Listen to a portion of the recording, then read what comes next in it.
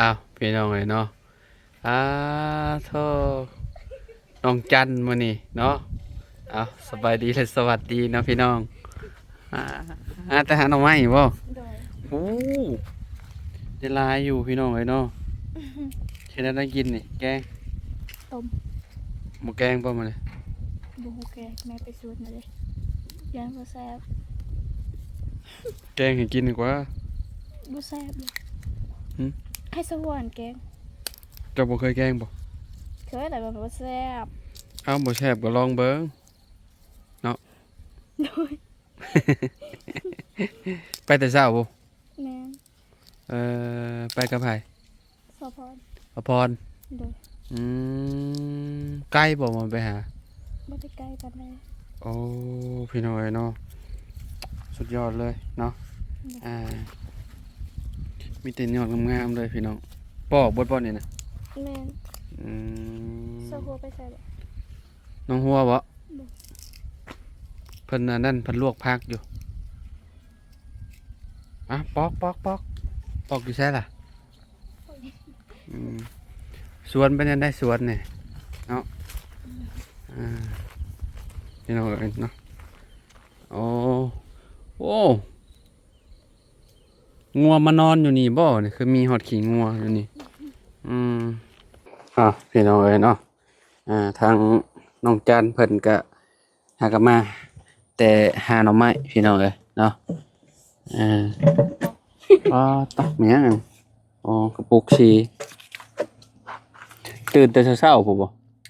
มาลูกค้าประมาณ7:00นประมาณ7 โมงเป็นอันไหนมื้อนี้คือไปหาหน่อไม้อยากกิน มีอาหารเด็ด อยากกินแกงหน่อไม้ โดยแถมบ่มีอาหารกิน อืมก็เลยไปหาหน่อไม้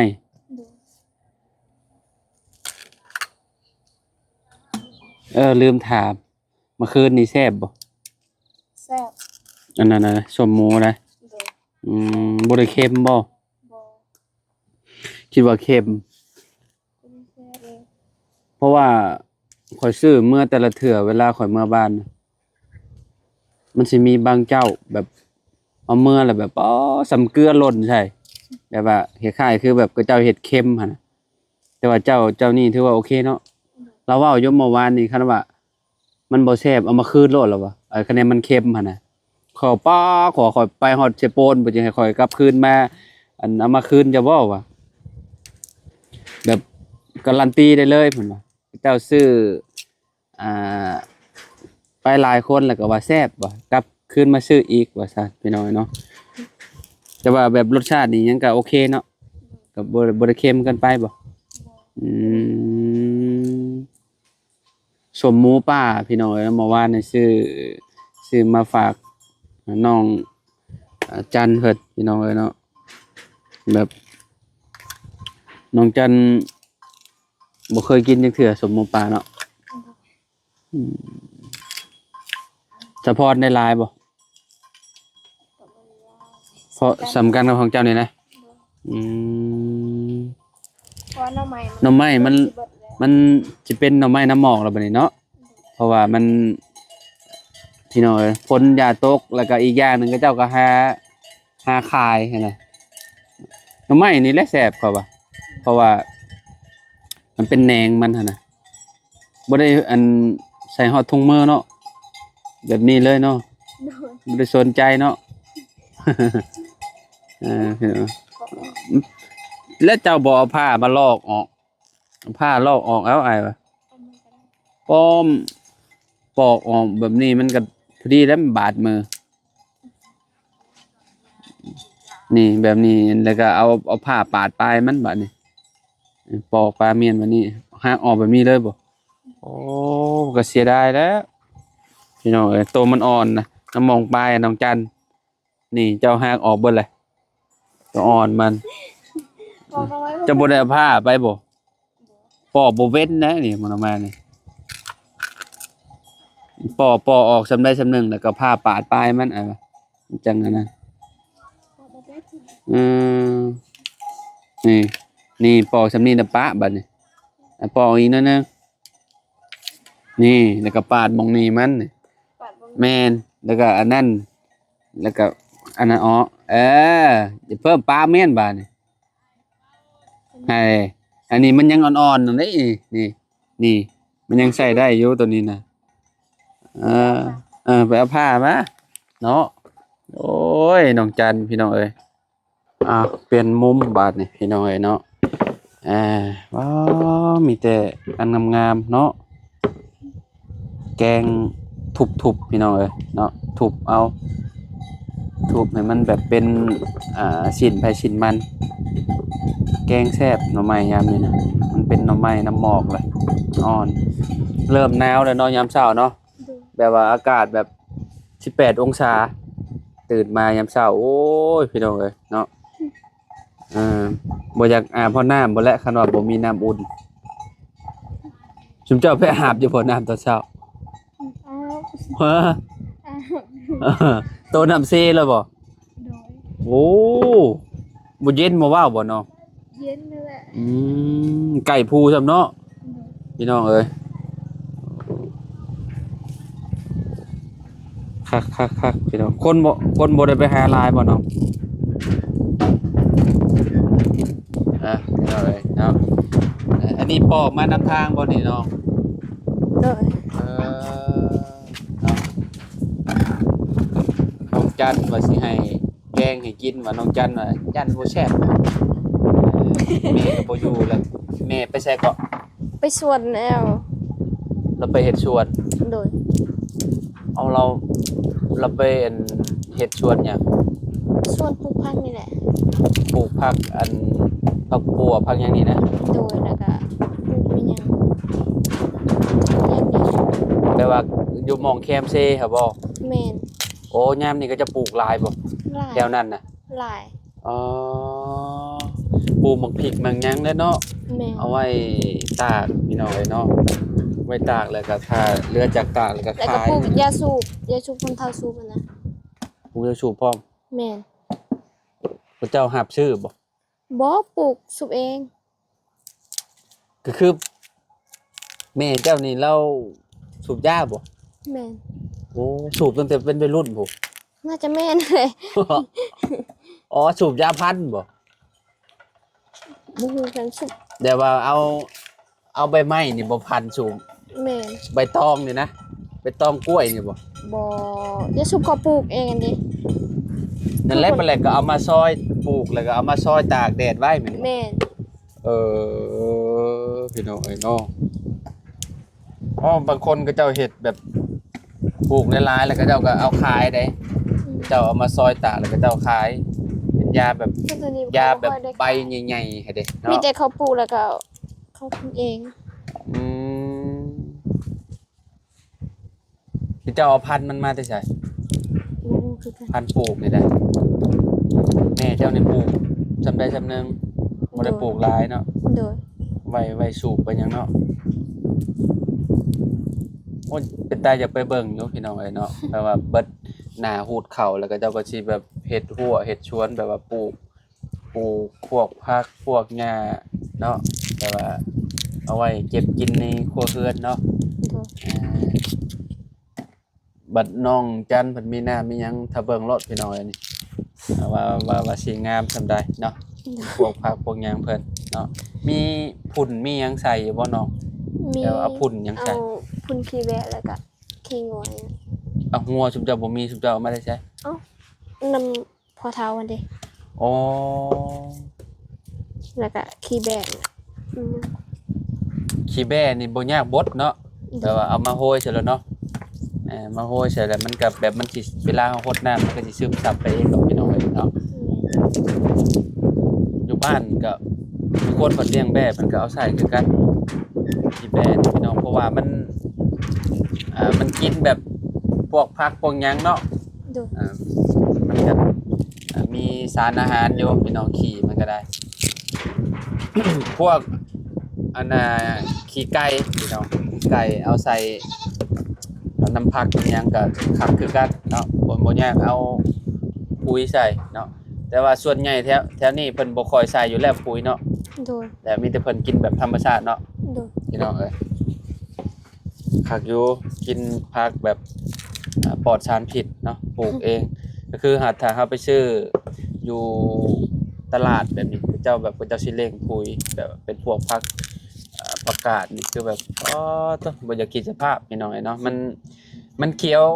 คักคือหยังนี่เนาะอันนี้เด้เจ้าชื่อรถอยู่ในตลาดนี่ผักนี่มันสิแตกต่างกับเฮาปลูกหลายเท่าเลย แม่นเนาะ เนาะเอาไว้ปลูกกินเองก็จะว่าอยากกินอันผักปลอดสารพิษก็ได้แต่ว่าบางคนก็ขี้คร้านเด้เอาไปตลาดแล้วก็ซื้อมาพี่น้องเคยปอกอยู่บนหน่อไม้ เคย เคยอยู่เนาะคือฮักไปเบิดจ้ะ มันแข็ง นี่ในรอบจักเดือนนี่ไปหาหน่อไม้ อืมทุกเดือนเลยไปหาเราใหม่นี่น่ะ เอาตั้งแต่เจ้ามาเนี่ยเจ้าไปจักเทื่อเอา 2-3เทื่อแล้ว จองจำเทื่อ โดย ไปหามาแกงเนาะ โดย เจ้ามักชุดเจ้าเฮ็ดบ่ได้กิน แกง แกงเนาะ โดย แกงแค่ได้น้ำยะนางเขียวๆเนาะพี่น้องแต่อยู่นี่เขาบ่ได้ใส่แต่อันนั้นใบมักเพชรนะ บ่มักบ่น้ำยะนาง หึ น้ำยะนางบ่มักบ่ มักแต่ว่า หึ บ่มีเด้มีแต่ว่าอยู่ป่า มันอึดบ่อันยะนางอยู่แถวนี้ แม่นบ่ค่อยได้มีแต่อยู่ป่า เอออยู่บ้านข่อยบ่อึดต้นนี่โอ้แถวสวนข่อยน่ะเต็มอยู่หลายเก่งมากพี่น้องคือว่าแล้วแต่ละพื้นที่มันบ่คือกันเนาะ โดย แล้วเนี่ยชุมเจ้าแกงแล้วก็ตำน้ำมักพริกบ่ใส่น้ำ ใส่ใบมักเพชร ใบมักพริกเขียวๆอ่ะ แม่น ตำแล้วก็มันก็ได้คือกันเนาะ โดย คือข่อยเห็นพ่อตู้7 ปีอ่ะอันอยู่บ้านสกีเนี่ยเราแกงใส่ใบอันนั้นน่ะใบมันน่ะ อืม ใบมันน่ะสับปะหลังน่ะตำให้มันแบบน้ำเขียวๆแล้วก็เอาไปแกงเสร็จเลยเนาะแถวนี้มันบ่มีบ่ซะเนาะมันพวกใบยะนางแถวข้างบ้านเพิ่น บ่คือกันบ่ได้หาญาติบ่ บ่ มี ส่งดอกเขาว่าเนาะ โดย คะแนนมีอยู่ใส่ มีแต่ข้ามเซนนี่ ลอยน้ำข้ามมาพุ่นน้ำบกแล้วบ่เซนั่น บ่ลงแล้ว เพียงใดเพียงแอวบ่เนี่ย อุ๊ย เพียงแอวบ่ อืม จุมเจ้าก็ข้ามไปจะบ่จะพุ่น กะข้ามถ้าว่ามันมีอันนั้นมีหยังเขาเอิ้นนั่นน่ะ มีอยู่ ก็ดิทำไมน่ะพายเรือแม่นเรือถ้ามีเรือก็ไปได้ พายเรือข้ามไป แม่น สมมุติว่าลอยข้ามเลยได้คือกัน ได้ถ้าบ่เป็ดก็บ่ได้ถ้าว่าเป็ดก็ได้ มันแห้งบ่น้ำอยู่พื้น มั เจ้าน เค ลึ ย กเด้ เจะเคยลอยข้ามบ่ เคยแต่ว่าเดี๋ยวนี้บ่เคยแล้ว อ๋อ แต่ตอนยังเด็ก ฮะ แต่ตอนยังเด็ก เดี๋ยวตอนเป็นหยังก็ ตอนยังน้อย เดี๋ยวตอนยังน้อยตอนใหญ่บ่ได้ลอยแล้ว บ่ได้ลอยแล้ว กระตุกเด้ ยานแล้ว เนาะกระตุกเด้ใช่กระตุกลอยไปรถมันยังบาดนี่ พายุสิมาแล้ว อ้าวมันลมมันวุ่นแท้นี่มันยังอันนี้พี่น้องเอ้ยโอ้โอ้เอาบ่ได้ตอกสังกะสีบ่นั่นน่ะ